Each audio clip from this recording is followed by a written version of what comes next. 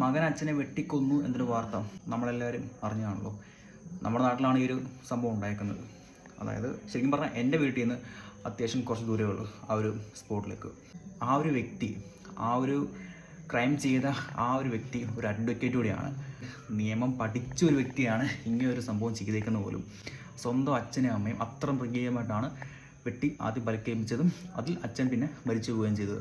അമ്മയുടെ നില അതീവ ഗുരുതരമാണ്. ആളുടെ ബന്ധുക്കൾ പോലും പറയുന്നത് ആൾ അത്യാവശ്യം നല്ല രീതിയിൽ ലഹരി വസ്തുക്കൾ ഉപയോഗിക്കുന്ന ആളായിരുന്നു.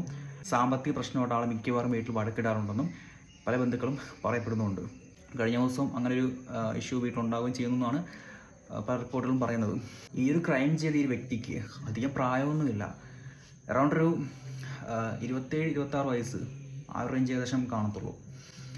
നവജിത്ത് നടരാജ് എന്നാണ് ആ ഒരു വ്യക്തിയുടെ പേര്. ഈ ഒരു വ്യക്തി ഈ ഒരു ക്രൈം ചെയ്യുന്ന സമയത്തും നല്ല രീതിയിൽ ലഹരിമരുന്ന് എന്തോ ഉപയോഗിച്ചിട്ടുണ്ട്. അന്ന് ഇപ്പോൾ കണ്ട മനസ്സിലാവും. കിട്ടുന്നുണ്ട് വീഡിയോ, എടുത്തോണേ കേട്ടോ, എടുത്തോണേ വീഡിയോ.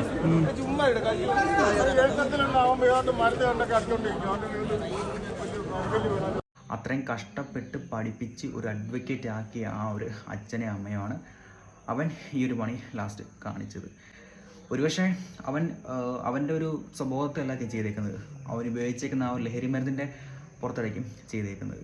എൻ്റെ പൊന്നു മച്ചാവരെ, ഈ ലഹരി എന്ന് പറഞ്ഞ സാധനം നിങ്ങൾ ഉപയോഗിക്കുന്ന ആൾക്കാരാണെങ്കിൽ ഒന്ന് നിർത്താൻ നോക്കും. കാരണം വേറൊന്നുമല്ല, ഇമ്മാരി മയരി പിടിച്ച സാധനം എന്ന് പറയുന്നത് ഇത് യൂസ് ചെയ്ത് കഴിഞ്ഞാൽ ചെയ്യുന്ന മൈൻഡ് എന്താണെന്ന് പോലും നമുക്ക് പ്രെഡിക്റ്റ് ചെയ്യാൻ പറ്റില്ല.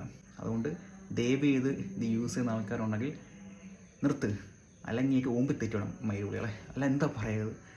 കാരണം ഈ ഒരു സാധനം ഉപയോഗിച്ച് കഴിഞ്ഞാൽ എന്താണ് ചെയ്യുന്നതെന്ന് പോലും ഒരു ഐഡിയയും കിട്ടത്തില്ല. കഴിഞ്ഞ ദിവസം തന്നെ കണ്ടില്ലേ. അതുകൊണ്ട് നീയൊക്കെ ഒന്നെങ്കിൽ നിർത്താൻ പറ്റുമെങ്കിൽ നിർത്ത്.